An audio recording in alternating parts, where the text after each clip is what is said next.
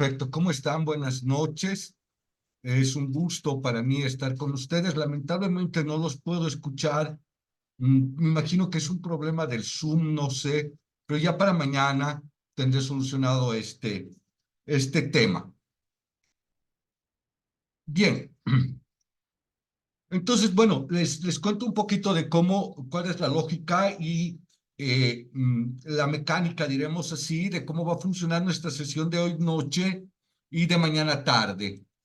Bien, lo que vamos a hacer es, hoy vamos a trabajar los elementos centrales de la construcción de un proyecto de investigación.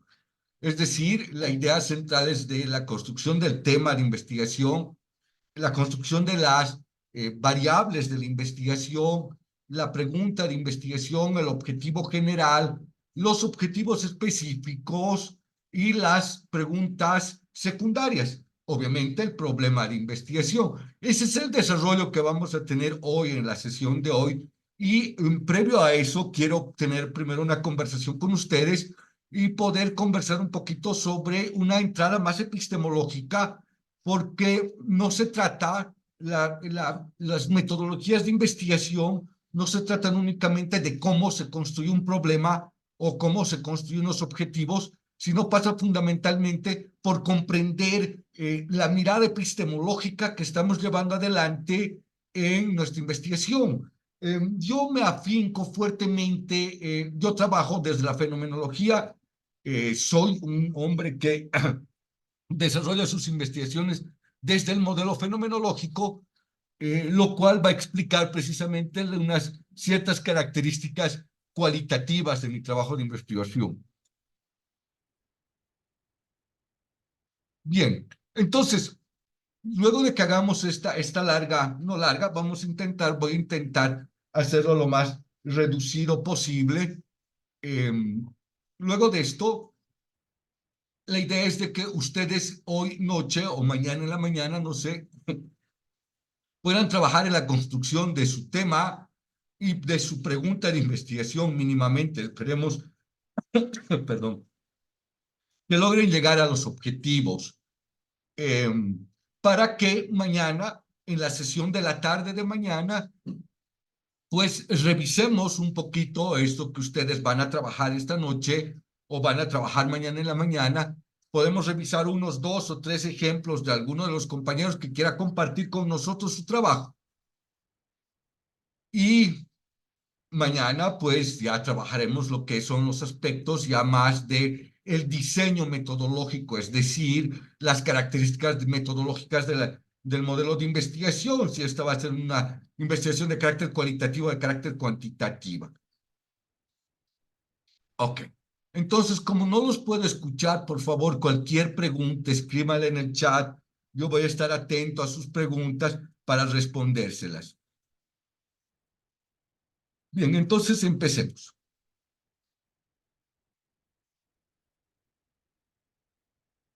Bien. En realidad, tendientemente hay dos modelos dominantes, diremos así, en la epistemología y en el diseño de las formas de hacer investigación. Uno de ellos es el positivismo.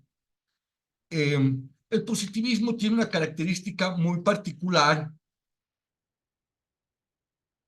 que está fuertemente enfocado el modelo positivista precisamente en pensar y construir los modelos de investigación a partir de una idea central que es que la realidad existe por sí misma. Es decir, la realidad está dada. El sujeto no interviene en la construcción del objeto de investigación en el caso del positivismo, sino lo que hacen los que desarrollan investigaciones de carácter positivista, lo que hacen precisamente es aproximarse a esa realidad y explicar, verificar a partir de una suerte de la experiencia, la verificación desde la experiencia, la verificación desde los hechos reales. Por eso tiene un carácter fuertemente estadístico, es fuertemente matemática, diremos hacia el positivismo, tiene una suerte de dominancia por parte de los modelos matemáticos.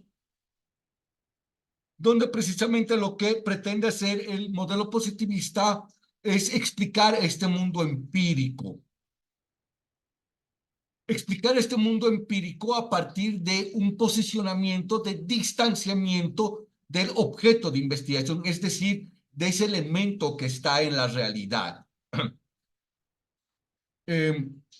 Ese distanciamiento del objeto de investigación, es decir, del hecho real, es lo que le va a permitir al positivismo plantearse precisamente esta idea de la objetividad del modelo de investigación. Por eso el positivismo es muy crítico frente a las miradas más teóricas y las miradas de carácter más filosófico, porque el positivismo plantea de que cuando estamos entrando en un modelo más analítico, más explicativo, diremos así, con características de tipo más subjetivas, más afincadas en un modelo fenomenológico, consideran de que eso es precisamente un modelo especulativo. Porque lo que pretende hacer el positivismo es demostrar precisamente, es como sacar una fotografía a la realidad a partir de una serie de datos estadísticos, y esta fotografía de la realidad es lo que va a permitir construir su modelo explicativo. Ok. Entonces, esta realidad dada tiene que ser conocida por el sujeto cognoscente a partir de esto que les digo, este distanciamiento de la realidad. Es lo que Edgardo Castro Gómez llamará la ibris del punto cero. Cuando Castro Gómez está hablando de la ibris del punto cero, está haciendo referencia precisamente a esta idea de que la realidad, el investigador mira la realidad desde una suerte de atalaya, es decir, mira la realidad como desde la ventana y no se involucra con la realidad, porque esa es la condición necesaria para el positivismo, para la construcción de la objetividad.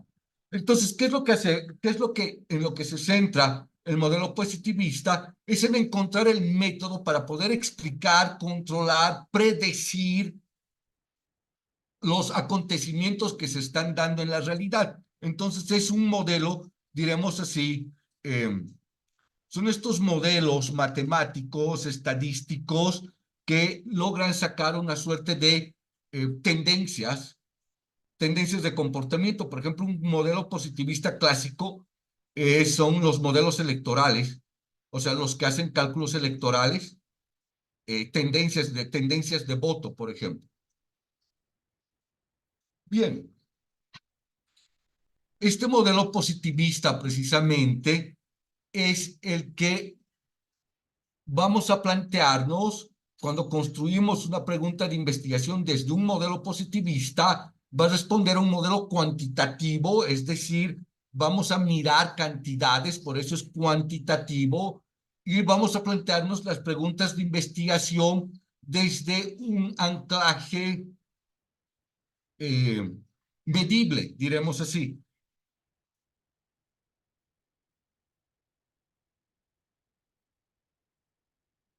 Estoy pensando por ejemplo, en qué medida, cuando planteamos una pregunta de investigación desde una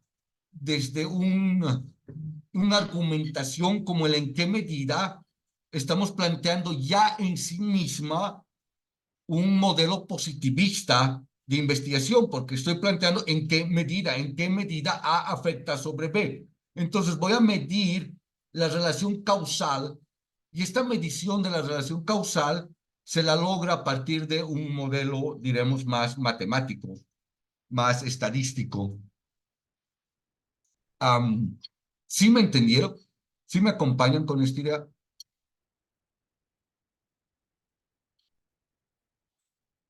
¿Sí? ¿Todo va bien? Espero que sí. Bien, entonces esta es la primera discusión que vamos a llevar adelante, que es precisamente mirar cómo se construyen estos modelos positivistas, cómo el positivismo ha sido una tendencia de la epistemología dominante hasta ahora, y surge el positivismo precisamente en esta idea de las tendencias más racionalistas, diremos así, de los modelos de investigación.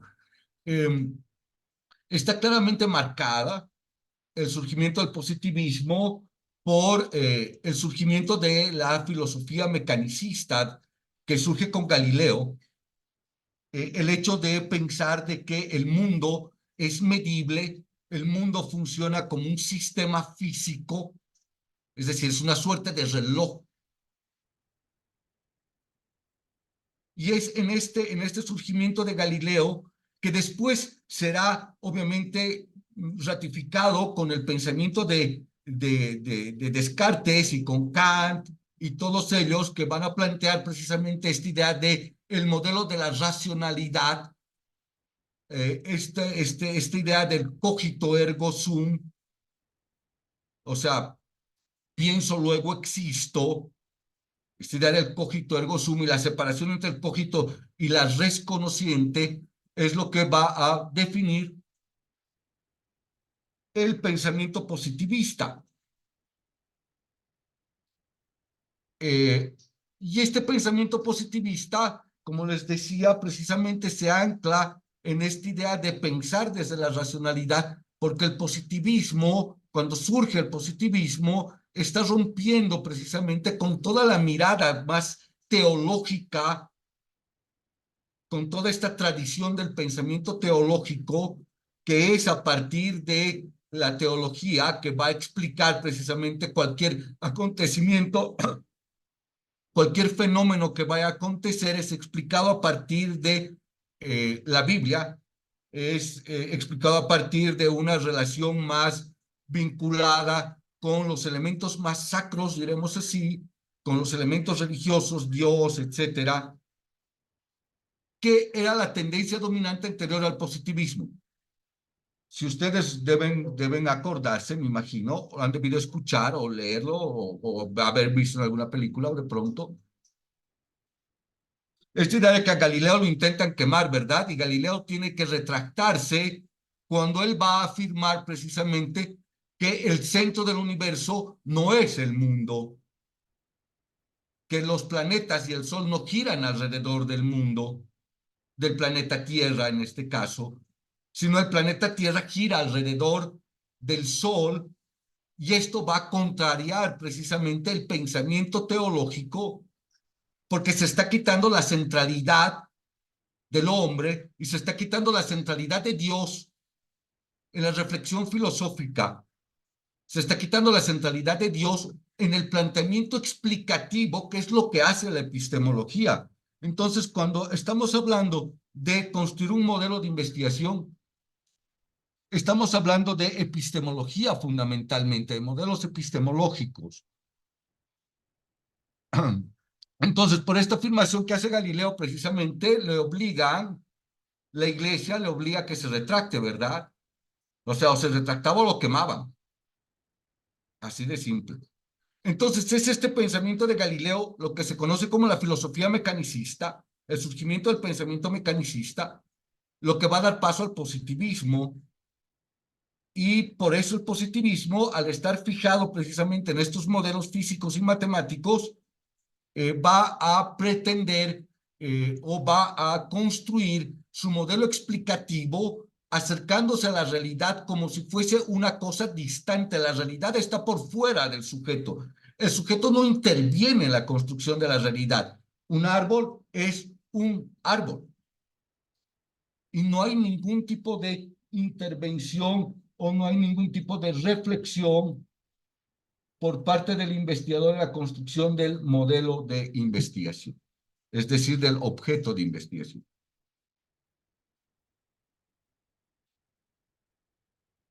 Bien, ¿tienen alguna pregunta? ¿Quieren algún comentario que lo puedan escribir, por favor? Porque estoy como les decía, con problemas de audio.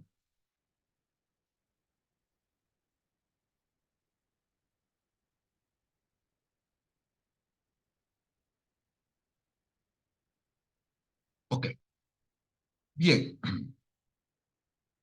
Entonces, después de haber visto este primer modelo epistemológico de investigación, pues pasemos a pensar precisamente en la segunda tendencia o el segundo modelo epistemológico muy fuerte, eh, dominante también hasta ahora, ambos modelos, tanto el positivismo como la fenomenología, se van a constituir en dos de los modelos epistemológicos centrales del pensamiento filosófico y de los modelos epistemológicos de investigación.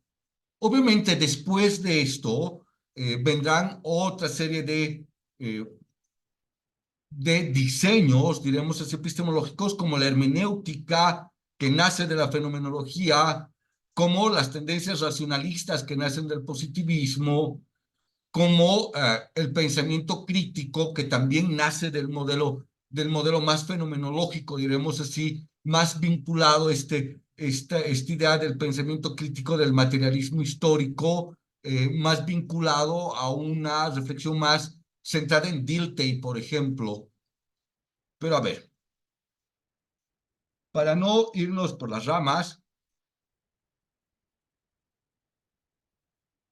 acerquémonos un poquito a esto que se conoce como la fenomenología. La fenomenología surge como una crítica al positivismo. Es una crítica al positivismo porque plantea precisamente la fenomenología desde Husserl, Gadamer, después estará Heidegger con la fenomenología hermenéutica, y así vendrán muchos otros pensadores, filósofos que van a reflexionar alrededor de este otro modelo de investigación que es la fenomenología. Entonces, ¿qué es lo que plantea la fenomenología? La fenomenología dice de que no es posible acercarse a la realidad o hacer un proceso, diseñar un modelo de investigación considerando de que la realidad es algo que está dada en sí misma, que es algo que está por fuera del sujeto, sino más bien lo que va a sostener la fenomenología es que esta realidad, este objeto de investigación, este hecho social, este acontecimiento, esto que vamos a mirar, es construida por el sujeto. Es decir, la subjetividad del investigador es el elemento central que va a permitir la construcción del objeto de investigación. Al contrario del positivismo, el positivismo dice precisamente lo que les decía, que esto no tiene que pasar. Porque para el positivismo, cuando nosotros intervenimos, es decir, cuando hay una suerte, lo que va a llamar Husserl precisamente como la intencionalidad, es decir, la intencionalidad para Husserl es precisamente este elemento de la construcción subjetiva de la realidad. Es decir, el sujeto desde su intención, desde su subjetividad, desde sus propias creencias, desde su propio pensamiento, va a construir este objeto de investigación. Porque cuando nosotros nos acercamos a esta realidad desde nuestras propias subjetividades, el modelo de investigación está mucho, desde la fenomenología, está mucho más acorde, diremos así, con la realidad en sí misma. Un ejemplo fenomenológico les planteo. Este es un cantarito. Ok. Yo utilizo este cantarito para poner las colitas de mis hojas de coca. Entonces, cuando alguien va a investigar el cantarito que usa el Harry, va a decir, ajá, este cantarito sirve o usa el Harry para poner las hojas, las colitas o los pedacitos de coca dentro de él. Pero María puede usar este cantarito para poner como una maceta. ¿Es el mismo cántaro? Sí, pero está siendo significado, está siendo usado de manera distinta por otra persona. otro ejemplo de, estamos investigando este cantarito, este es el objeto de la realidad. Puede haber alguien que se concentra en la circunferencia del cantarito, otros querrán mirar esto que es la boca, diremos así, del cantarito, otros querrán ver la base del cantarito. ¿Es el mismo objeto? Claro que es el mismo objeto, pero yo como investigador estoy haciendo una suerte de reducción, lo que se conoce como la reducción fenomenológica.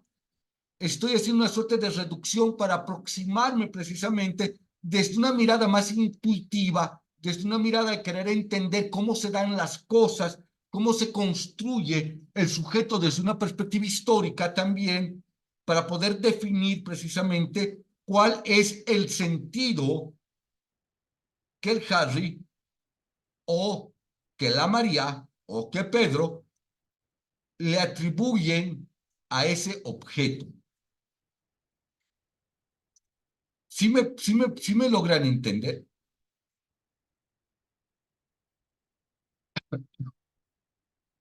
Ok.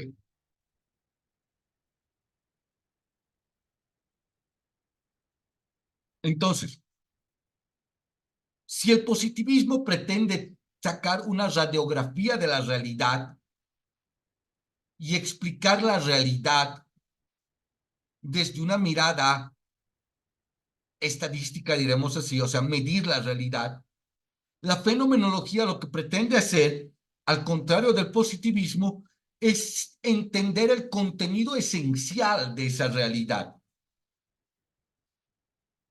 Cuando nos referimos al contenido esencial de la realidad, de ese objeto que estamos mirando, estamos pensando precisamente en estos sentidos que los sujetos le atribuyen a este acontecimiento. Un ejemplo clásico que ha pasado, por ejemplo, en los conflictos del 2019. Ha habido una porción de la sociedad que construyó una narrativa respecto al conflicto y esta narrativa que hace referencia a esta idea de golpe, como ha habido también otra porción de la sociedad que ha construido la narrativa alrededor del conflicto del 2019 como fraude. ¿Es el mismo conflicto electoral de octubre del 2019? Sí, es lo mismo. Pero ¿dónde está la diferencia fenomenológica aquí? En que hay unos sujetos que pasan por su construcción subjetiva, es decir, por su posicionamiento histórico, por su posicionamiento político, por su posicionamiento académico también, que van a decir y van a explicar, como por ejemplo el Fernando Mayorga, que va a construir toda una argumentación alrededor del conflicto de octubre-noviembre de 2019 como una narrativa de golpe. Frente a esto habrá otro tipo de académicos también que construirán esa narrativa y plantearán precisamente que lo que aconteció fue un fraude. No se trata de que en esta sesión dilucidemos si fue fraude o fue golpe. Esas son aguas de otro molino. Pero lo que quiero que entiendan es precisamente cómo este objeto de la realidad, el hecho electoral del 2019, puede ser significado de distinta manera por los sujetos. Es precisamente a eso a lo que se refiere el positivismo, como una suerte de conciencia. O sea, el sujeto posee una conciencia sobre esa realidad. ¿Por qué? Porque el sujeto es parte de la realidad. Yo, Harry, como investigador, estoy inmiscuido en la realidad donde vivo. O sea, soy parte de una historia, la historia de mi ciudad, la historia de mi barrio, mi historia personal. No puedo mirar la realidad como si fuese un objeto externo, dice la fenomenología, porque no hay una realidad dada, sino el sujeto, al ser parte de esa historia, al ser parte de los acontecimientos sociales, estoy inmiscuido, estoy dentro de la realidad. Entonces, es precisamente eso lo que va a llamar la fenomenología como la conciencia. Es decir, nosotros contenemos una intencionalidad, es decir, una conciencia, le atribuimos un sentido a los acontecimientos. Y es desde esta atribución del sentido, desde nuestra conciencia, desde la intencionalidad, que vamos a construir el objeto de investigación.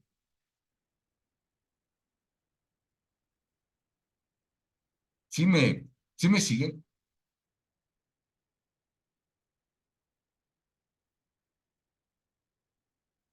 Bueno, no es tan complejo como parece, en realidad es bastante simple. Lo que sí quiero que les quede claro, entonces, es estas dos ideas centrales. El positivismo pretende tomar una fotografía de la realidad. La fenomenología construye el objeto de investigación. O sea, es parte del mundo real,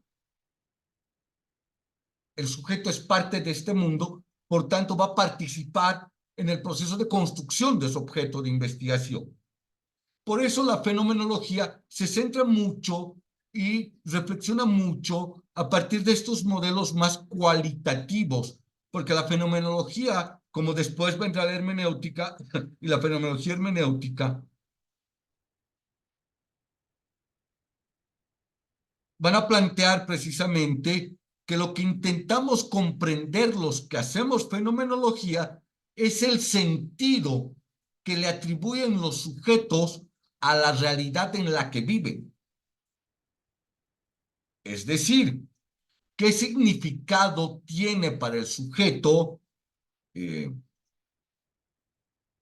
la violencia? Ok, gracias, Shirley, por responderme. ¿Qué significado tiene para el sujeto este acontecimiento?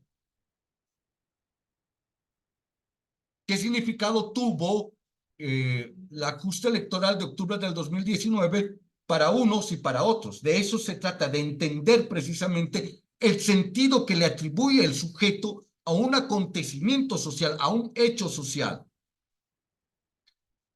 Para una mujer, tiene un particular sentido y un particular significado la violencia intrafamiliar, por ejemplo, porque puede ser que esa persona, esa mujer, haya vivido formas de violencia dentro de su hogar. Entonces, para ella eso tiene un significado, que es absolutamente distinto al significado que va a tener para un varón,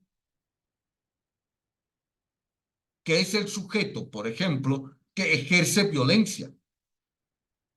Una cosa es ser víctima de violencia y esa violencia tiene un significado para este sujeto, y otra cosa es ser la persona que violenta o el agresor. Ese acto de violencia tendrá un significado diferente para el agresor y para la víctima. Entonces, ¿de qué se trata la fenomenología? De entender precisamente cuál es el sentido y cuál es el significado de la violencia para una mujer, y cuál es el sentido y cuál es el significado de la violencia para un varón. Son cosas distintas. Bien, entonces lo que pretende hacer tanto el modelo positivo, el modelo fenomenológico, lo que pretende hacer precisamente es entender estos sentidos, la atribución de sentido, los significados que le atribuyen los sujetos a un acontecimiento como la violencia o como la educación.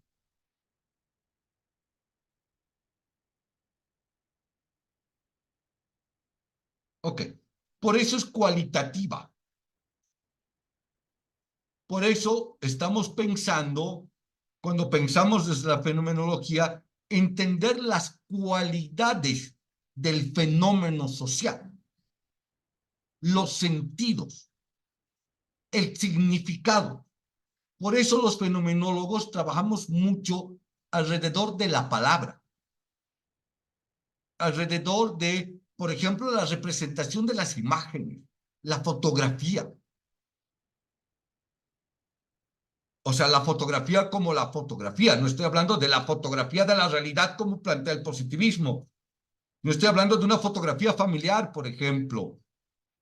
Eso tiene un complejísimo sentido fenomenológico. Eh, un ejemplo respecto al trabajo de las imágenes, por ejemplo, desde la fenomenología. Ustedes se han dado cuenta de que últimamente hay una fuerte tendencia, particularmente entre las personas jóvenes, aunque ya no tanto, he visto ya en todos, eh, los que tienen Facebook o mucho más notorio en Instagram, este tema de las selfies. La gente ha empezado a narrar su historia, a contar dónde está, a contar quién es, a partir de las selfies. Y una selfie es una compleja construcción subjetiva del sujeto sobre la representación de su cuerpo. Claro, vean ustedes, o sea, no te tomas una selfie en cualquier lado o en cualquier momento, eh, escoges un lugar, eh, una pose, sonríes. Ustedes han visto mucho esto, por ejemplo, en el caso de las fotografías, las selfies que se toman, mi hijo tiene 22 años, y siempre está sacando la lengua. Y no es solamente él, sino es un montón de chicos de su edad que se toman fotografías sacando la lengua. Hacia el más puro estilo de Einstein. Tiene un sentido, claro, claro que tiene un sentido para mi hijo tomarse una fotografía sacando la lengua.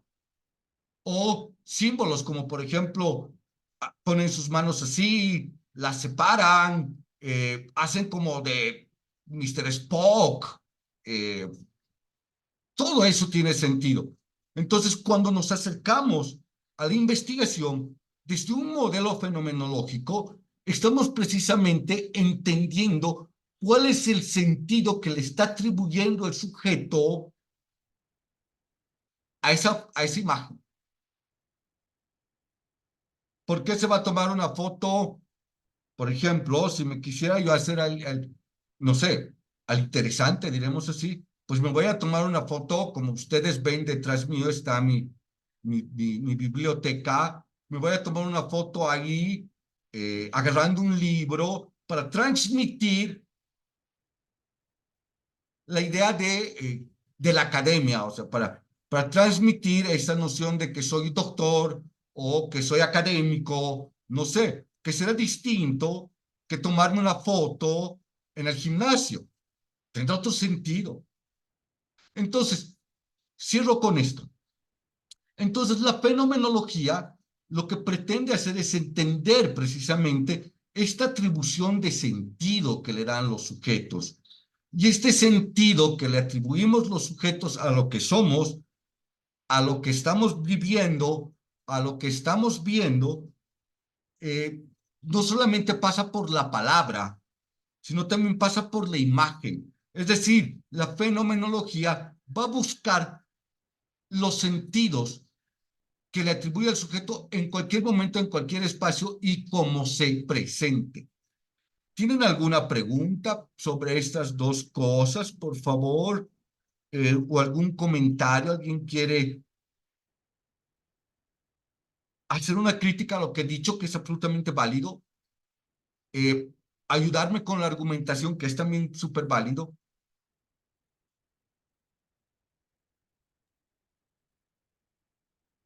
Buenas noches, Licen. Maggie, estoy sin audio. Si quieres comentar algo, por favor, escríbelo. Tengo problemas de audio. Ok, muchísimas gracias, Mónica. Qué bien que me digas que sí entendieron. Entonces, quiero cerrar redondito esta idea que les planteo. Positivismo cuantitativo. Voy a medir, voy a hacer una comprobación de esa realidad estadísticamente. Fenomenología cualitativa. Voy a entender el sentido. Me voy a centrar en lo que la gente dice, en lo que la gente hace. Entonces, para el positivismo, la realidad es un objeto que existe por sí mismo. Yo no construyo mi objeto de investigación. Tomo el objeto de investigación de la realidad. Fenomenología. Construyo el objeto de investigación porque yo soy parte de esa realidad. Simple, ¿verdad? Sí. Entonces, con esta larguísima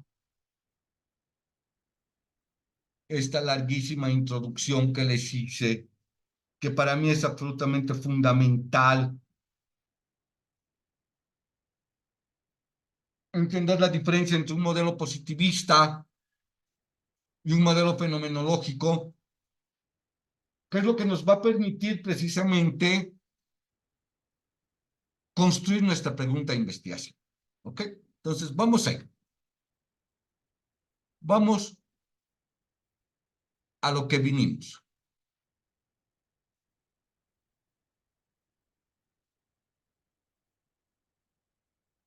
Bien.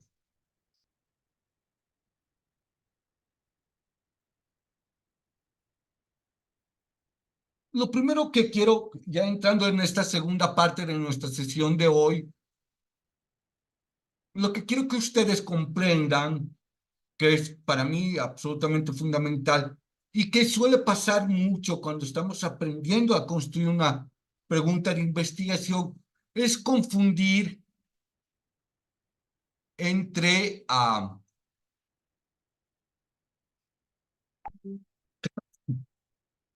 perdón, confundir,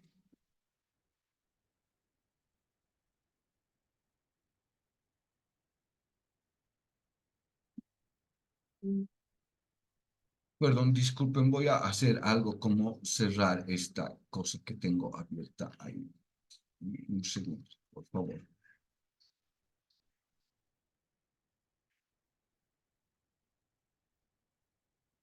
Sí se puede aplicar los dos modelos. Sin duda alguna se puede aplicar los dos modelos, en tanto, ¿dónde estoy? Aquí estoy. Sí se puede aplicar los dos modelos de investigación.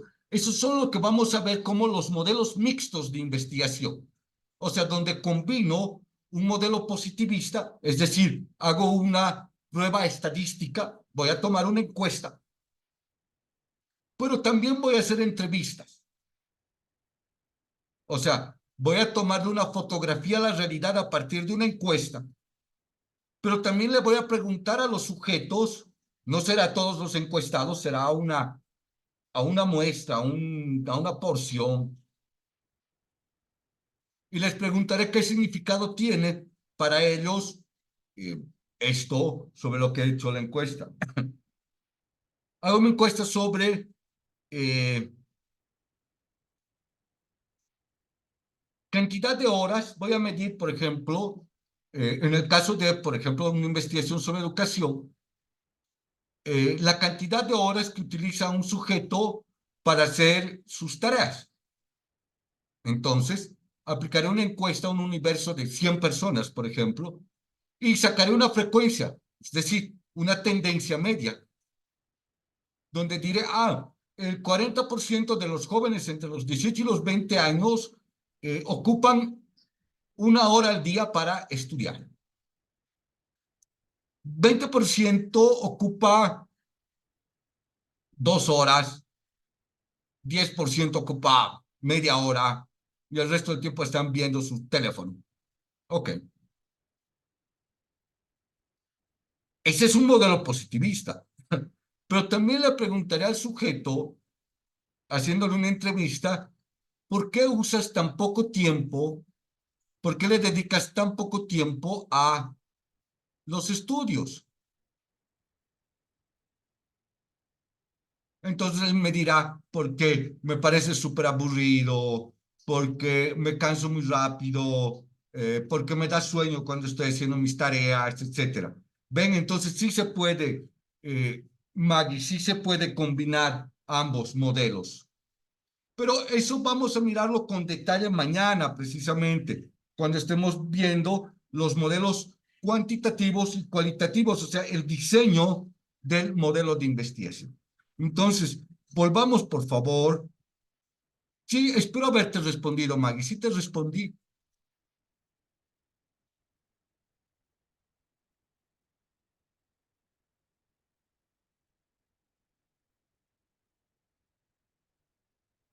Bien.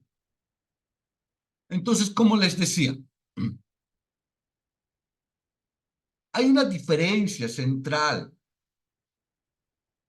entre lo que es la construcción de una tesis, que es lo que ustedes tienen que hacer, y un proyecto.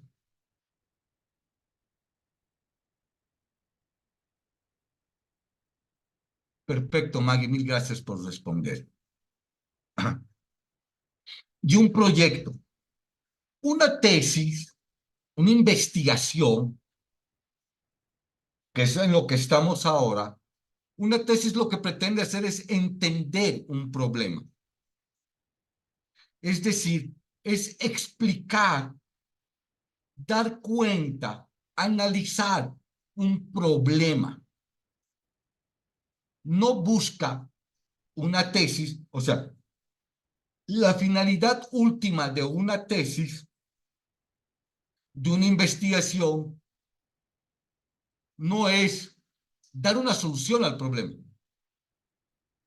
Sí puedes sugerir al final de tu investigación una solución, pero no está enfocada a una investigación, una tesis, no está enfocada en dar una solución, está enfocada en entender el problema, entender por qué pasan las cosas como pasan,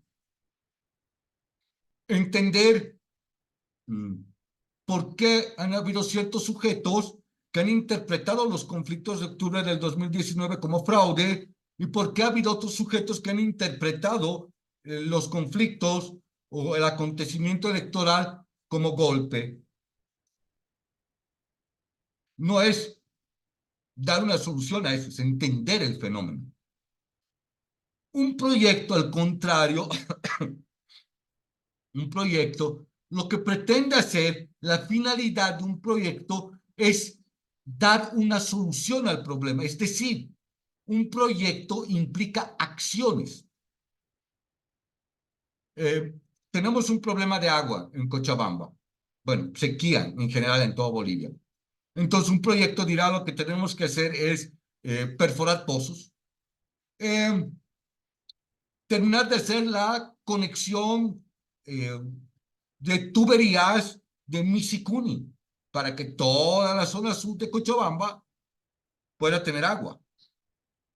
Dejar de deforestar. Ya, o sea, esos son, eso es un proyecto. Estoy dando una solución. Estoy planteando una acción. Hacer una conexión de tuberías. Es una acción. ¿Qué va a ser una tesis? Una tesis lo que pretende hacer es entender precisamente cuáles son las causas de la escasez de agua en Cochabamba.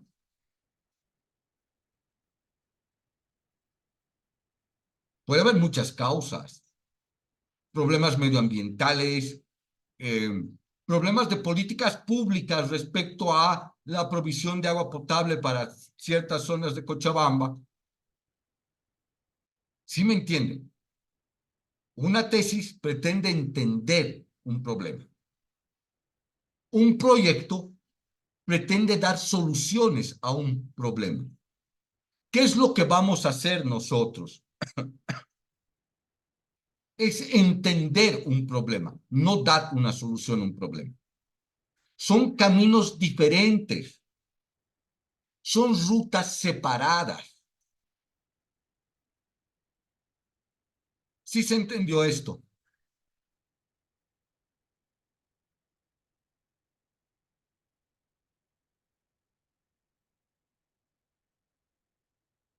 Ok, bien.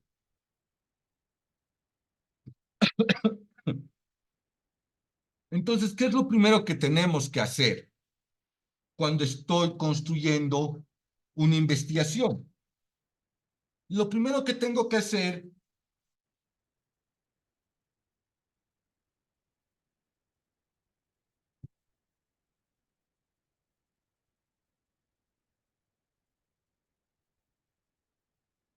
lo primero que tengo que hacer es construir mi tema.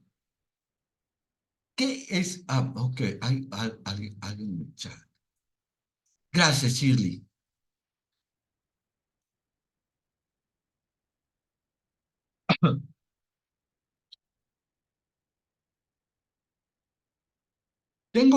Lo primero que tengo que hacer es construir mi tema. ¿Qué es el tema de investigación? El tema de investigación es ese acontecimiento de la realidad, ese fenómeno de la realidad, esa cosa que quiero explicar. La deserción estudiantil. Quiero entender ese fenómeno. ¿Por qué hay un fuerte incremento de deserción estudiantil? Um, otro respecto a educación, ya que estamos en una maestría en educación.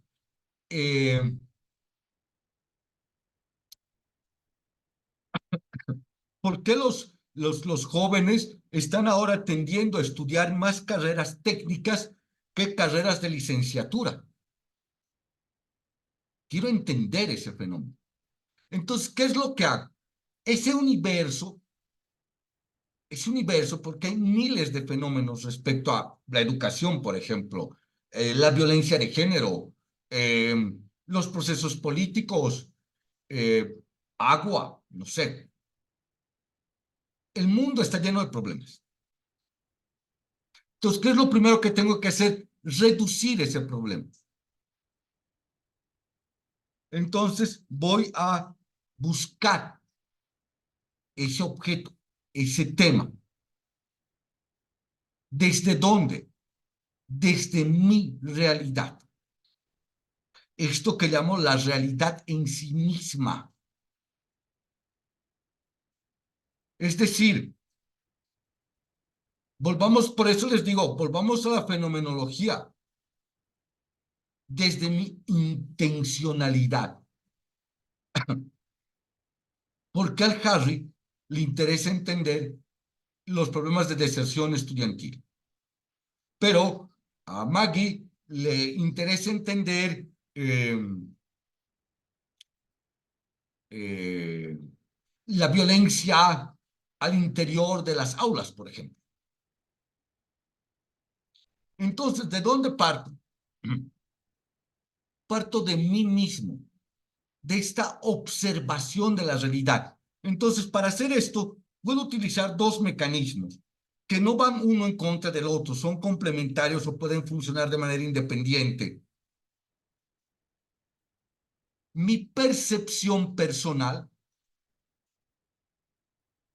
es decir, mi historia como sujeto, mi preocupación como Harry, va a ser el primer elemento que me va a permitir acercarme a ese elemento, a ese hecho social, a esa realidad. Pero también lo puedo hacer desde una construcción más teórica, es desde una duda teórica o una duda metodológica. Un ejemplo, por decirles algo. Mm,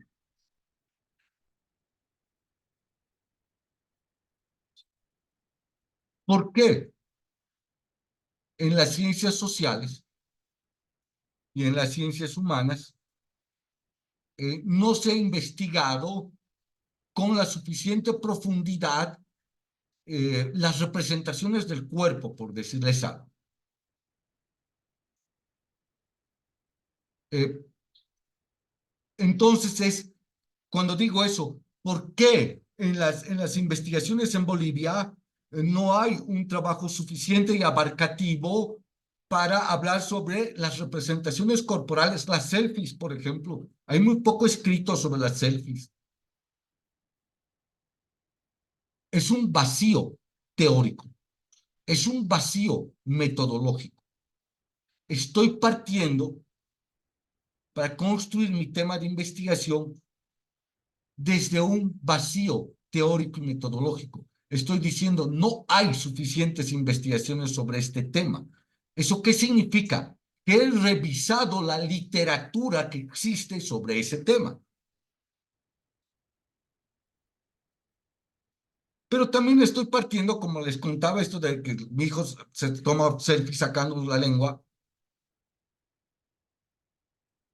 pero también estoy partiendo, se dan cuenta, de esta mi historia personal. ¿Por qué mi hijo se toma selfies sacando la lengua? O sea, estoy partiendo de una preocupación como papá, pero también le estoy llevando conducentemente a una reflexión más teórica. Entonces, este elemento de la realidad se va a convertir en lo que nosotros vamos a llamar la variable empírica. ¿Qué es la variable empírica? Es lo que voy a medir, lo que voy a observar, lo que voy a explicar. Es el fenómeno social que pretendo entender. La deserción estudiantil es mi variable empírica. Es el fenómeno que voy a explicar, es el fenómeno que voy a comprender. ¿Sí, sí está claro esto? ¿Sí se entendió? ¿Tienen alguna pregunta respecto a esto?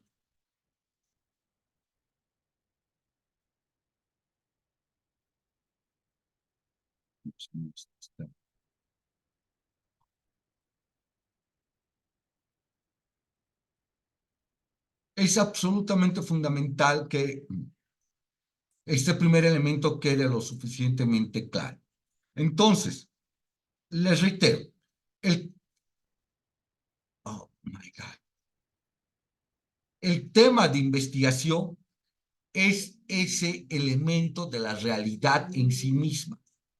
Es el fenómeno que voy a estudiar. ¿Okay? Rogelio, ustedes tienen que hacer una tesis, es una tesis de maestría, no es un proyecto. Es decir, tienen que explicar las causas de un fenómeno. ¿Por qué pasan las cosas como pasan? Eso es lo que tienen que explicar, por eso es una tesis. No es dar solución a un problema. Ese es un proyecto, esa es otra cosa. ¿Ok? Bien. Entonces, partimos de esto. Identifico el fenómeno. Con gusto, Rogelio, con gusto.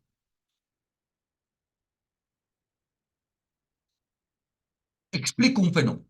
Identifico. Lo primero que hago es identificar ese fenómeno que voy a estudiar. Voy a estudiar la deserción estudiantil. Voy a estudiar por qué los jóvenes están decidiendo, están optando por carreras técnicas y no por licenciaturas. Ese fenómeno voy a explicar. Esa es mi variable empírica, el fenómeno de la realidad. ¿Ok? Bien.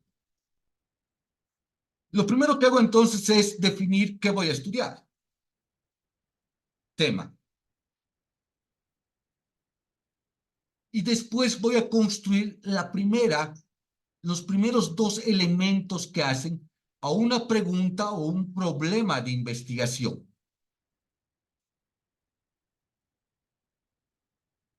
¿Cuáles son los dos componentes que tiene las dos variables centrales que tiene una pregunta de investigación? Es la variable empírica, es decir, el fenómeno que voy a observar, el dato de la realidad, el qué voy a mirar, el objeto. Voy a mirar la deserción estudiantil. Ok, esa es mi variable empírica. Es el dato de la realidad que voy a mirar. Entonces voy a definir, esto viene, no se olviden que esto viene de aquí, del tema. Ese tema es mi variable empírica, el fenómeno que voy a observar. Ok, voy a entender la deserción estudiantil. ¿Desde dónde? Variable teórica. El desde dónde. Voy a explicar el problema de la deserción estudiantil desde eh, la pedagogía. Claro, los jóvenes dejan sus estudios porque el modelo pedagógico que existe en la Universidad Mayor de San Simón es un modelo bancario, diremos así, como lo definirá Freire. Es decir, es un modelo que no responde a la realidad de los jóvenes, porque es un modelo de enseñanza caduco, es un modelo de enseñanza que no se adecua a la vida de los jóvenes. Los jóvenes ahorita están muy sumergidos en la tecnología, están muy sumergidos en todo esto de las TICs, y los docentes no toman en cuenta esos elementos de la tecnología para poder dar sus clases. Ok, entonces estoy explicando el fenómeno, la variable empírica, desde un lugar teórico. Es el desde dónde voy a explicar. Voy a explicar desde la pedagogía. Pero otra cosa es explicar el fenómeno de la deserción estudiantil desde la economía. Ajá, hay deserción estudiantil porque los jóvenes se ven obligados a trabajar. Entonces no pueden estudiar y trabajar al mismo tiempo porque no les alcanza el tiempo para estudiar, porque tienen que trabajar. Entonces le van a dedicar mayor cantidad de horas al trabajo, va a ser su actividad fundamental y le van a dedicar poco tiempo al estudio.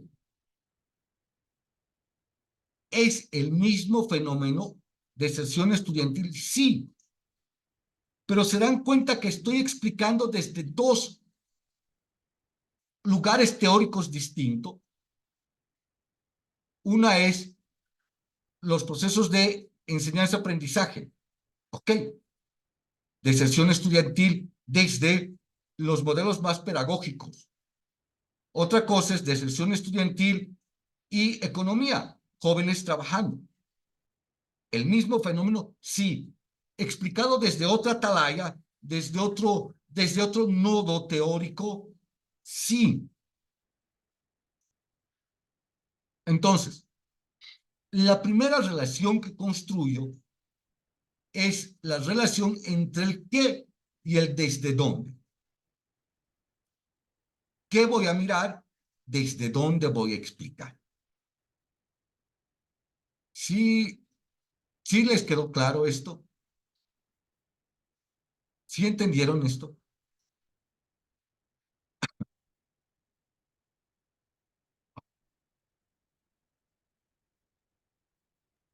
Buenas noches, doctor. Entonces es esta relación la primera relación que tiene que tener su pregunta de investigación. Un objeto, un qué, una variable empírica, un fenómeno y un desde dónde. Ok. Pero ahí no queda, ahí no concluye el proceso, sino tengo que, ok, tengo aquí una.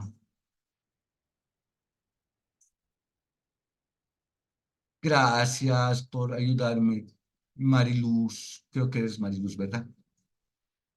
Cualquier pregunta, por favor, por el chat. Ya mañana tendré solucionado el problema este de el audio de esta computadora. No sé si es la computadora o mi acceso, pero ya, mañana lo soluciono. Bien,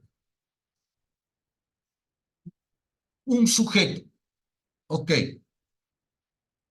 el quién. ¿Quién?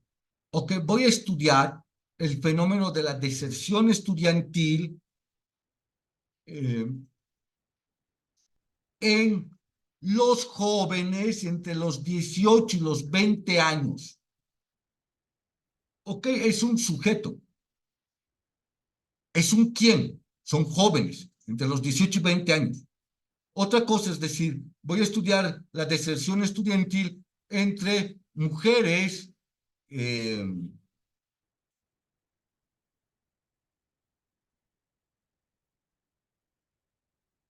sí, a ver, vuelvo con lo que me preguntas, Rogelio. Bien, el primer elemento que hace a la construcción de una pregunta de investigación, las primeras dos cosas que debe contener su pregunta de investigación es un objeto, es decir, un fenómeno de la realidad. Deserción estudiantil es el fenómeno que voy a estudiar. Ok. Primer elemento que debe tener. Segundo elemento que debe tener una pregunta de investigación es el desde dónde. Voy a estudiar la deserción estudiantil desde el uso de las TICs, por ejemplo. Ah, hay un mal uso de las TICs por parte de los docentes y el mal uso de las TICs o el desconocimiento del manejo de las TICs en los docentes hace, incide, influye, condiciona la deserción estudiantil. ¿Sí? Es decir, fenómeno más un desde dónde, desde las TICs, desde la economía, desde los modelos pedagógicos. No sé, sí, sí se entendió ahora un poco más. Bueno, en realidad esto, lo que les estoy explicando, es algo que se aprende haciendo también, o sea, tienen que eh, hacer la pregunta de investigación y de eso se trata. De eso se trata, de hacer. Ok, ok, gracias, Rogelio, qué bien que te quedó más clara la explicación esta. Bien, ya tenemos dos elementos de nuestra pregunta de investigación, el qué y el desde dónde, ¿ok? Fenómeno y categoría, concepto, noción teórica, deserción estudiantil, uso de las TICs, ¿ok? Voy a estudiar, voy a explicar el fenómeno de la deserción estudiantil a partir del buen o mal uso de las TICs por parte de los docentes.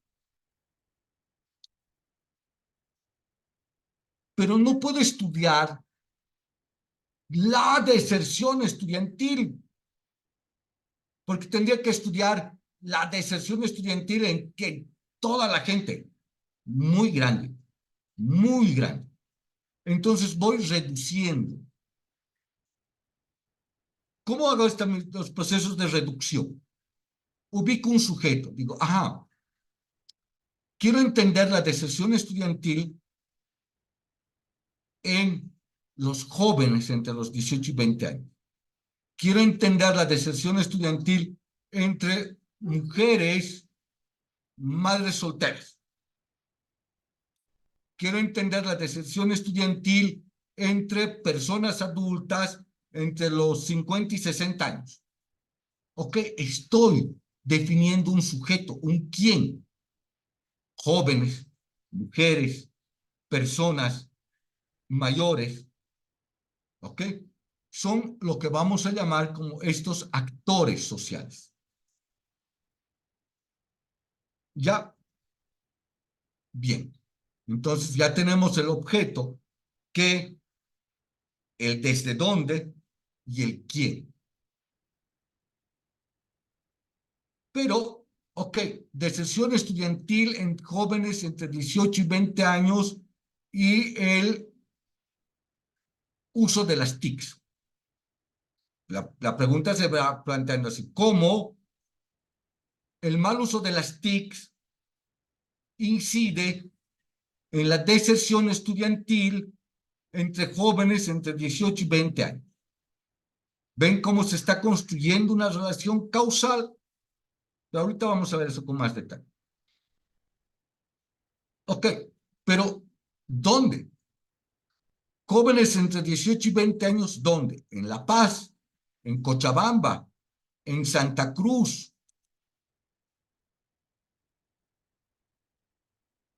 Sí, precisamente, Alejandra. O sea, lo que tú llamas la contextualización es precisamente la identificación del fenómeno. Y para ir construyendo precisamente esa contextualización que tú dices, voy a ir reduciendo mi fenómeno. Deserción estudiantil en jóvenes entre 18 y 20 años. ¿Jóvenes de dónde? De Cochabamba, de la zona sur, de la carrera de arquitectura de la Universidad Mayor de San Simón. Chiquito, chiquito, chiquito. Lo que estamos haciendo es achicar nuestro fenómeno. No puedo estudiar la deserción estudiantil. Bueno, sí, se puede hacer todo, pero es demasiado grande, por ejemplo, estudiar la deserción estudiantil en Bolivia. ¡Wow! Súper grande. Entonces voy a reducir. ¿Cómo reduzco? Con un sujeto, jóvenes. Para hacerlo más chiquito les pongo una edad, 18 y 20 años. Listo. Más chiquito, un lugar en la Facultad de Ingeniería de la Universidad Mayor de San Simón, en la carrera de Psicología de la Universidad Católica. Ok.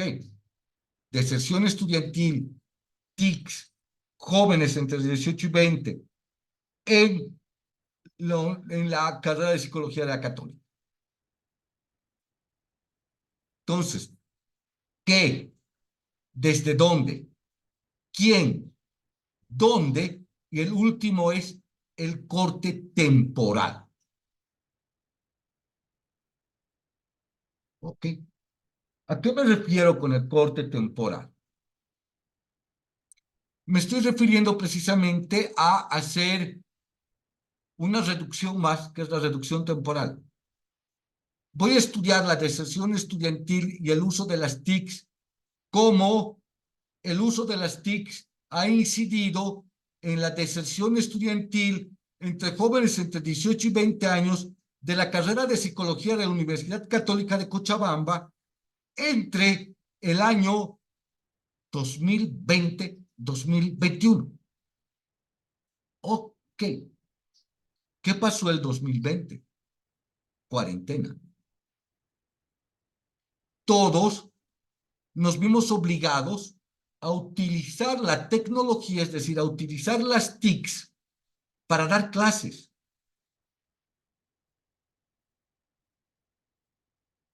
¿Sí me entienden?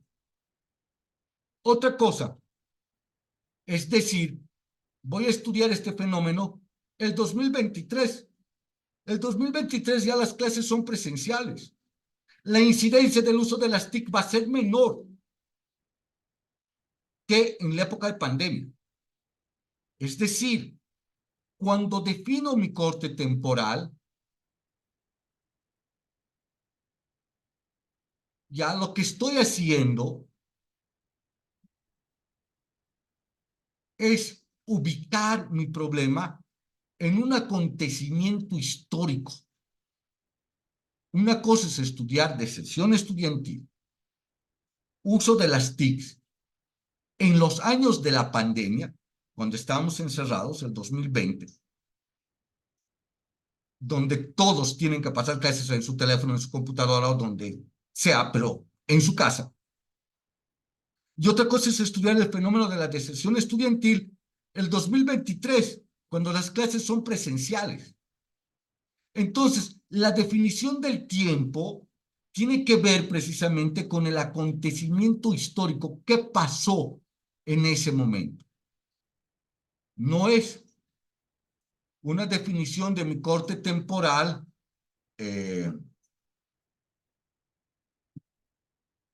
como que les digo, como que, voy a estudiar esto el 2022 porque me parece chévere ese año. No, no, no. Tiene que haber una explicación de contexto.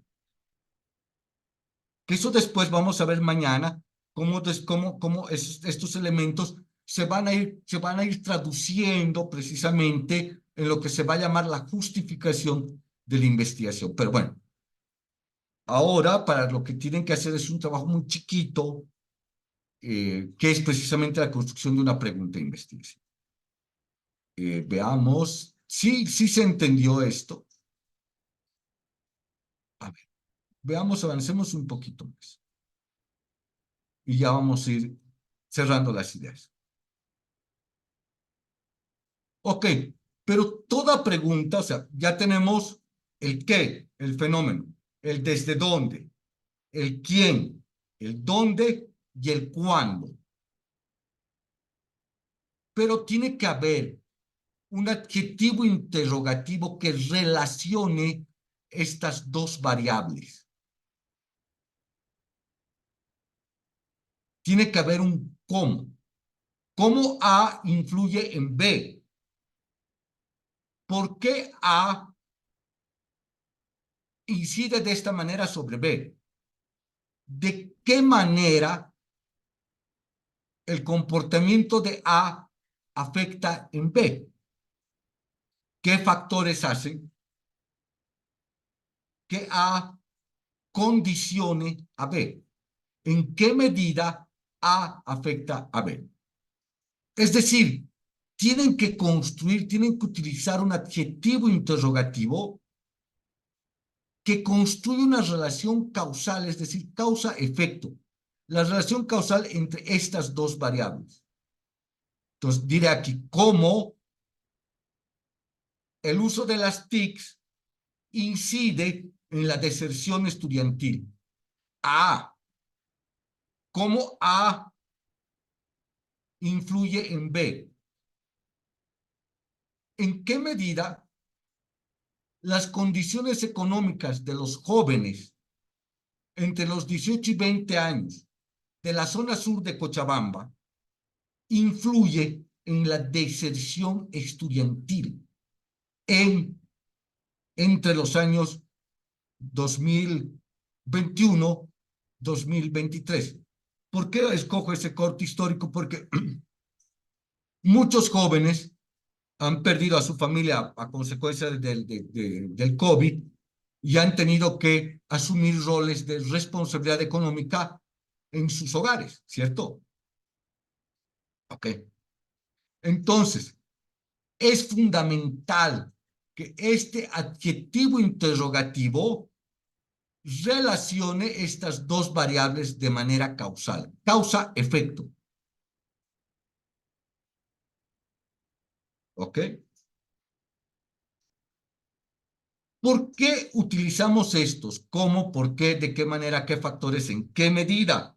Cuando digo en qué medida es cuantitativa, porque estoy diciendo voy a medir,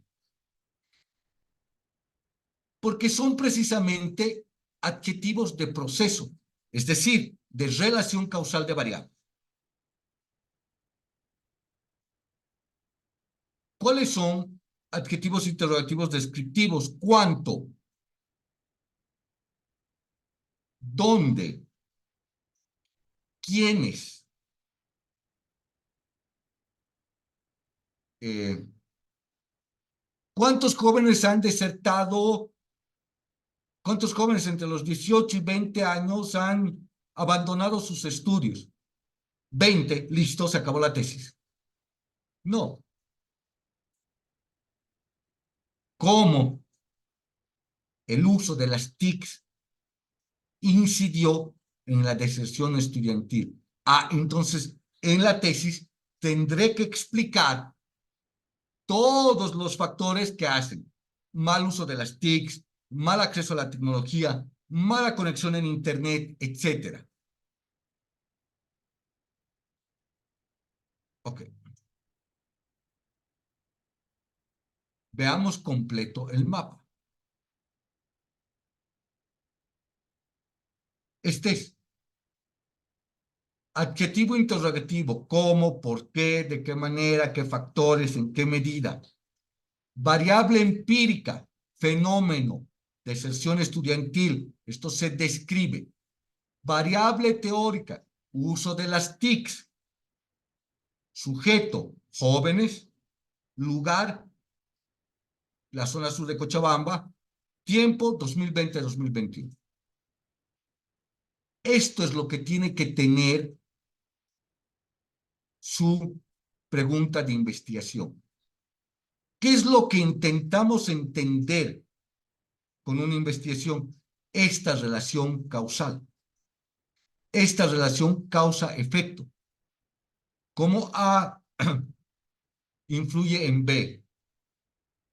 ¿De qué manera A condiciona el comportamiento de B?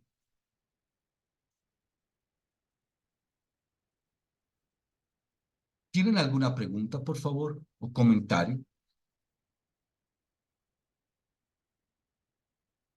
Sí se entendió esta parte que es absolutamente central.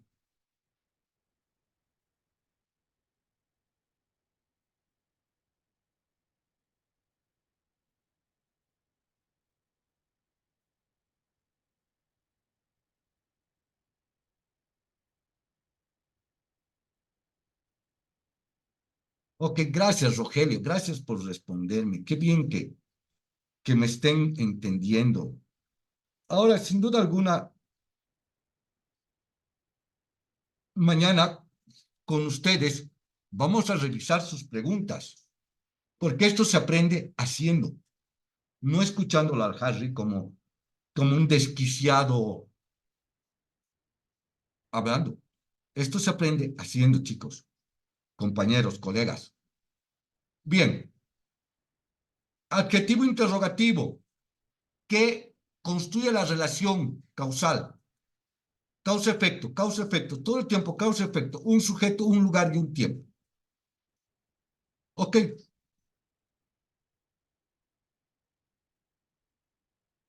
de esta pregunta nace el objetivo general.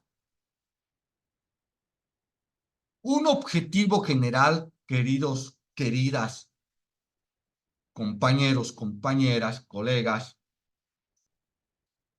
no se plantea como una acción.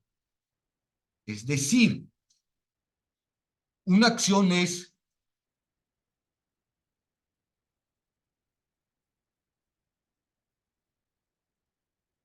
no sé,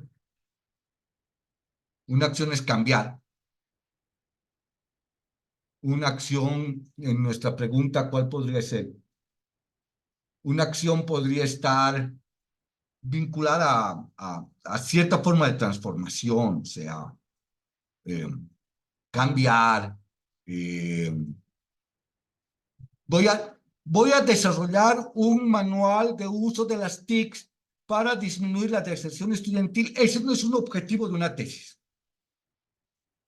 Porque al desarrollar un manual, estoy planteando una acción que pretende solucionar el problema.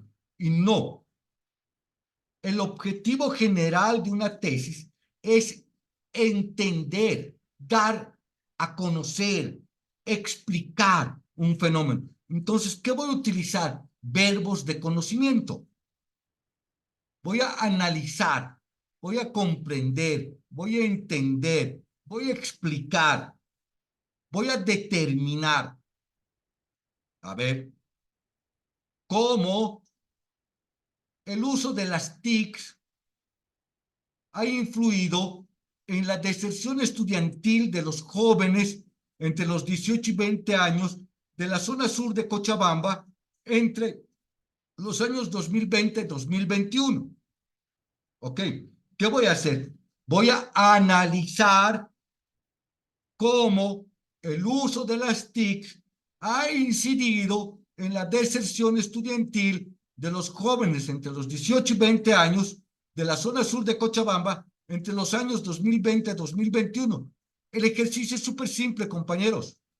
Tienen que quitar el adjetivo interrogativo y tienen que poner el verbo de conocimiento.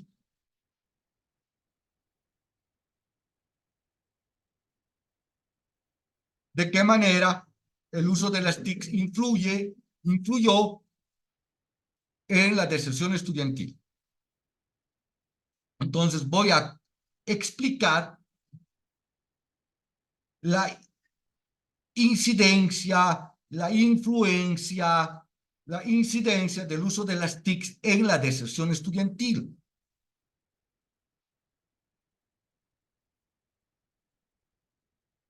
Es decir, lo único que tienen que hacer es poner un verbo de conocimiento a su pregunta. ¿Puede cambiar la redacción? Sí, puede cambiar la redacción. ¿Qué no puede pasar?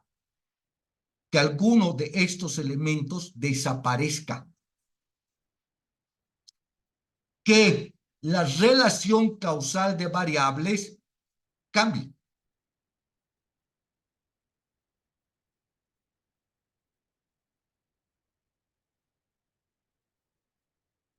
Es decir, es para convertir su pregunta de investigación en un objetivo general, no hago nada más que ponerle un verbo de conocimiento, no un verbo de acción. No van a desarrollar un manual, no van a hacer una guía. No, eso no van a hacer. Van a entender un problema.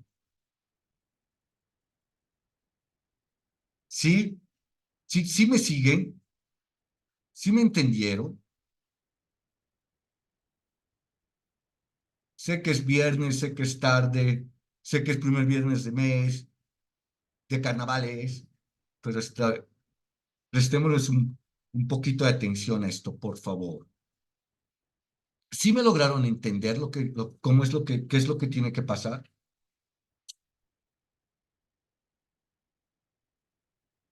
Ven,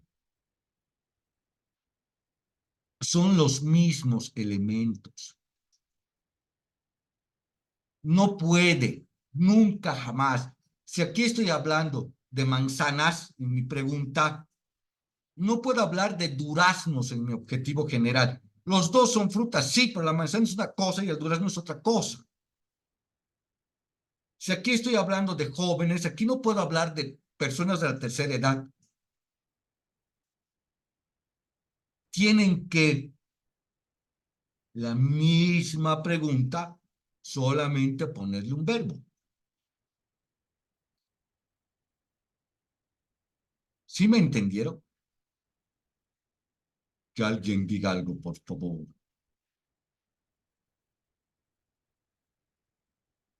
¿Sí me siguen, cierto? Gracias, Vania. Muchas gracias por responderme. Ok, hasta ahí esto está clarísimo, ¿cierto?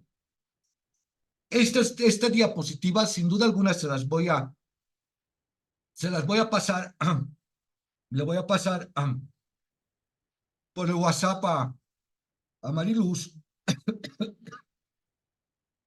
a la compañera que nos está acompañando de Funde, para que ella se los comparten. Me imagino que tienen un grupo de chat o de WhatsApp entre todos ustedes.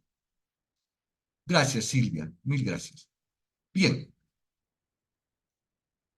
Ok.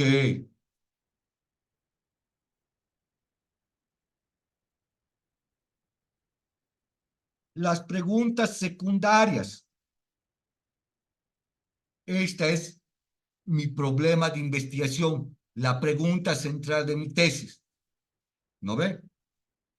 De esta se desgaja, se desgaja. Si ustedes dicen, si ustedes se fijan, aquí dice variable empírica, se describe. La variable teórica también se describe. ¿Por qué pongo que se describe? Porque de ahí salen las preguntas secundarias. Es decir, para responder a mi pregunta, para dar cuenta de mi pregunta, tengo que describir el fenómeno. ¿No ve?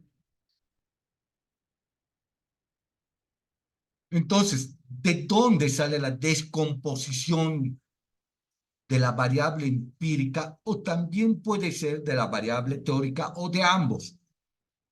Puede ser de cualquiera de las dos. Pero es absolutamente fundamental, fundamental, que por lo menos tienen que construir dos preguntas secundarias del objeto de investigación, es decir, del fenómeno.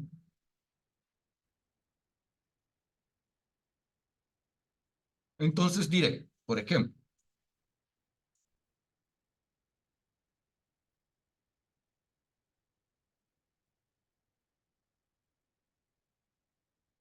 ¿cuál es el uso de las TICs?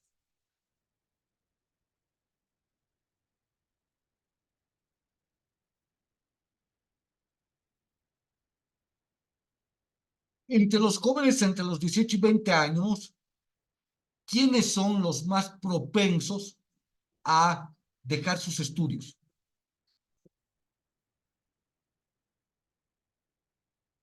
¿Qué factores influyen en la deserción estudiantil? ¿Quiénes desertan con mayor frecuencia? Ok, simple, compañeros, compañeras, queridos colegas. ¿Qué es lo que tengo que hacer para construir mis variables, perdón, mis preguntas secundarias? Es descomponer mi variable empírica y mi variable teórica o ambas. Pero sí tienen que descomponer la variable empírica, es decir, tienen que describir el fenómeno. ¿Cómo van a describir? A partir de usar de estos adjetivos interrogativos descriptivos. ¿Qué, cuántos, quiénes, dónde, cuáles? Aquí, ¿qué hemos usado? Adjetivos interrogativos de proceso, relación causal, causa-efecto. ¿Cómo, por qué, de qué manera, qué factores influyen en que A se comporte de esta manera frente a B? Aquí no. Aquí describo el comportamiento de A, describo el comportamiento de B. Siempre, siempre en una pregunta secundaria hay una sola variable, no hay una relación causal. La relación causal está aquí, en su pregunta principal, en su problema de investigación. Aquí no, aquí describo. Veamos la fórmula entera.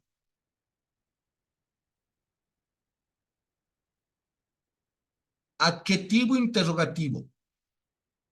¿Quiénes? cuáles, dónde, cuántos, qué, variable empírica, fenómeno, sujeto, lugar y tiempo.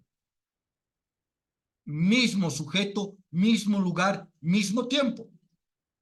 Porque es un solo fenómeno el que estoy entendiendo, ¿no ve? Jóvenes, ¿ok? Se mantiene jóvenes. De la zona sur de Cochabamba, se mantiene zona sur de Cochabamba. Entre el 2020 y el 2021, sí, es mi corte temporal. Entonces, ¿qué hago? Desgajo de aquí o de aquí. Puede ser una de las dos o las dos. Siempre tiene que haber descripción de la variable empírica, es decir, del fenómeno que van a estudiar. ¿Sí entendieron esta parte?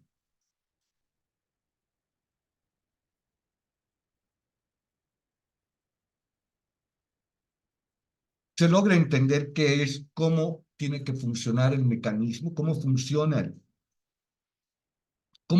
la formulita.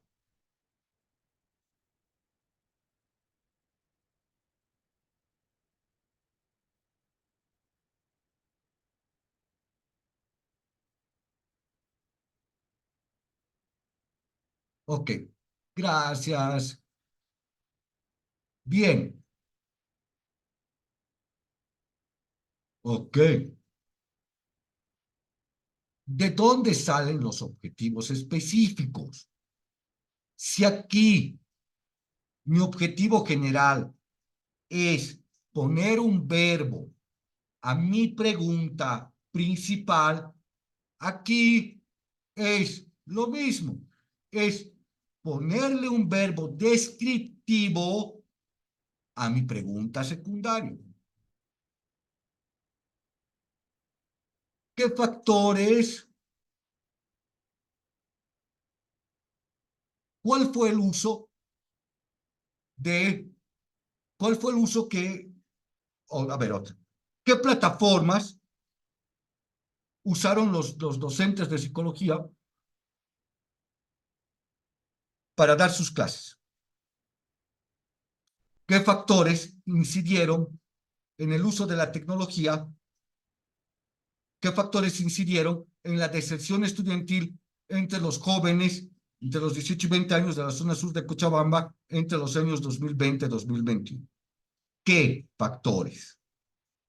¿Cuál es el verbo que tengo que usar? Siempre es un verbo descriptivo. No utilizo analizar, no utilizo estos verbos analíticos o estos verbos de conocimiento. Utilizo verbos descriptivos. Voy a identificar, voy a clasificar,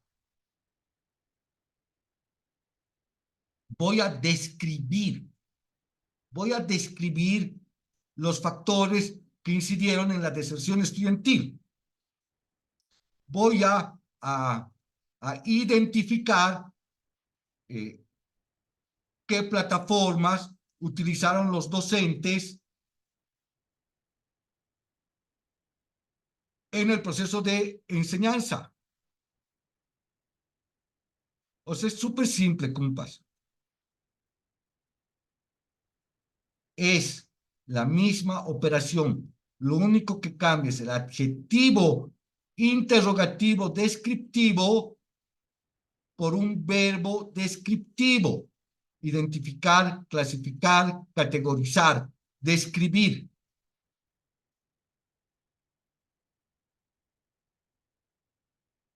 ¿Sí? Ok. Entonces, un repaso final.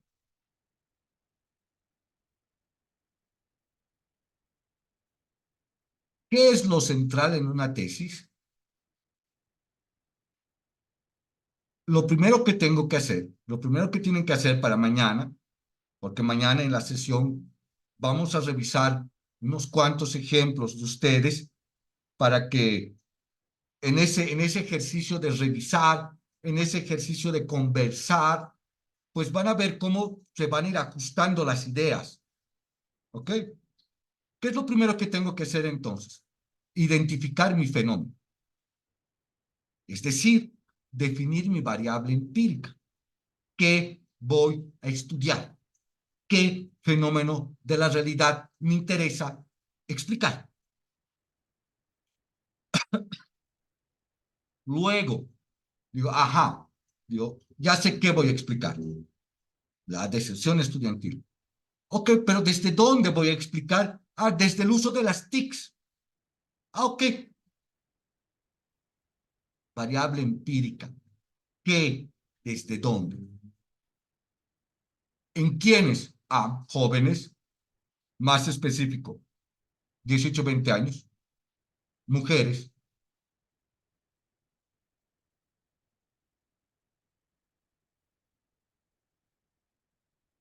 ¿Quién? Lugar, ¿dónde? En Cochabamba, en Santa Cruz. Cochabamba es muy grande.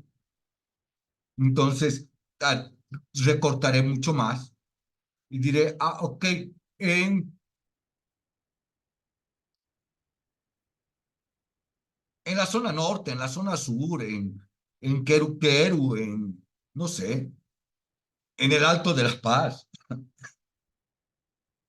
un dónde y un tiempo.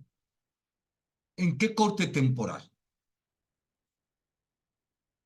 El adjetivo, perdón, el adjetivo interrogativo de proceso. ¿Cómo? ¿Por qué? ¿De qué manera? ¿Qué factores? Es decir, tienen que utilizar un adjetivo interrogativo que permita ver la relación causa-efecto. Adjetivo interrogativo, variable empírica. ¿Qué? ¿Desde dónde? ¿Quiénes? ¿Dónde? ¿Cuándo?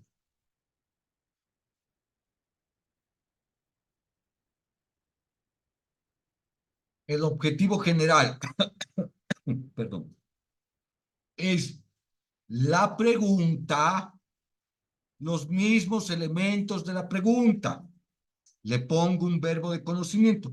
Mi recomendación para que hagan el ejercicio esta noche o lo hagan mañana en la mañana, para que mañana lo podamos revisar, es de que escriban su pregunta de investigación y debajo de la pregunta de investigación escriban el objetivo y vean de que existen los mismos elementos. Háganlo así, se les va a hacer más fácil. Bien, pregunta secundaria. ¿De dónde salen mis preguntas secundarias? De mi variable empírica. ¿Qué debo usar?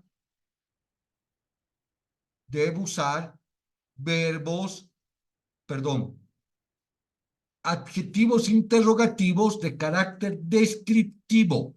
¿Qué, cuántos, quiénes, dónde, cuáles? O cualquier otro. ¿Qué no pueden usar? ¿Cómo? ¿Por qué? ¿De qué manera? ¿Qué factores? Porque esos van aquí, aquí. ¿No ve?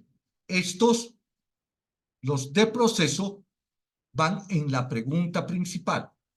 Los descriptivos van en la pregunta secundaria. Siempre, pero siempre, cuando hago una pregunta secundaria, una sola variable, o TICS, o de sesión estudiantil, no las dos, una sola. Para construir mis objetivos específicos, igual que con el objetivo general, cambio adjetivo interrogativo descriptivo por un verbo descriptivo. Ok.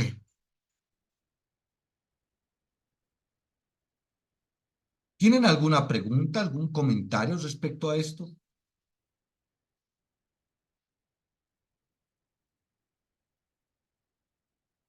Entonces,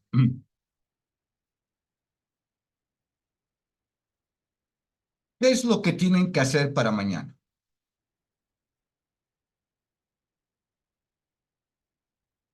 Pregunta de investigación. Objetivo general. preguntas secundarias y objetivos específicos. Estamos hablando de 1, 2, 3, 10 líneas. No es más. Pero sí tienen que ver, les voy a pedir esto así con muchísimo cariño y muchísimo respeto, sí tienen que ver que en su pregunta principal haya una relación causa-efecto. Siempre, siempre. Si no hay una relación causa-efecto, no es una pregunta de tesis. O sea, no es una pregunta principal. Se va a convertir automáticamente en una pregunta secundaria, porque no hay la relación de las dos variables. Causa, efecto. Y un cómo. Como A influye en B. Sí, Rogelio, ahorita terminando, le voy a pasar a, espero no estarme equivocando con tu nombre, querida Mariluz, creo que es Mariluz la que está con nosotros. Le voy a pasar a la compañera de Funde ahorita mismo la diapositiva al chat. María Luisa, gracias María Luisa por ayudarme con tu nombre. Le voy a pasar al chat a María Luisa para que María Luisa se los comparta, les comparta en el grupo. A ver, ¿qué dices, Van?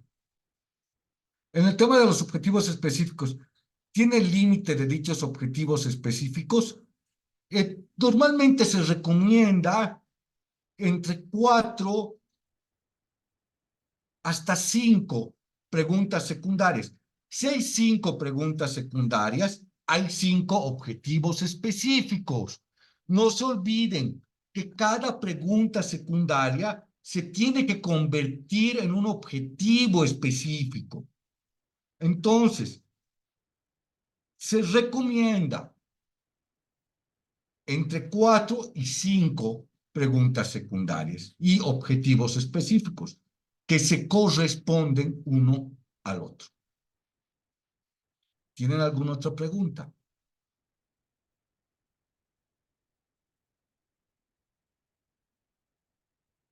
Ok, bien. Entonces, por hoy hemos concluido la sesión de hoy noche. Por favor, les quedo profundamente agradecido por su tiempo, por su paciencia. Para mañana, Rogelio, para mañana la sesión, mañana vamos a, los que quieran, no todos, les recomiendo que hagan el ejercicio, en serio. Si no, no se aprende si no es haciendo.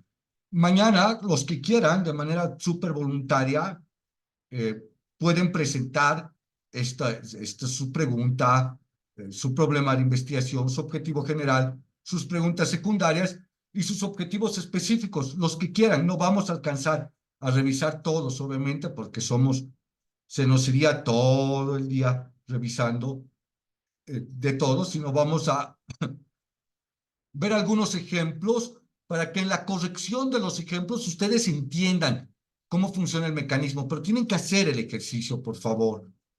Y mañana lo primero que vamos a hacer es revisar eso, ajustar todas las preguntas, todas las dudas. Es como cuando uno aprende a sumar. Tienes que hacer la suma. 2 más 2 es 4. Si no haces el ejercicio, la suma, no aprendes a sumar. ¿Ok? Entonces, nos vemos mañana. Nos vemos mañana para revisar estos ejercicios que han hecho y que tengan una, un maravilloso fin de viernes, que la pasen súper lindo. Los que hacen su COA de primer viernes, pues les mando toda mi mejor energía y nos vemos mañana. Muchísimas gracias por su tiempo, muchísimas gracias por su atención y como les digo, esto se lo paso inmediatamente a María Luisa para que les comparta, ¿ok? Gracias, María Luisa. Hemos terminado conmigo esta noche. Que pasen una linda noche. Buenas noches.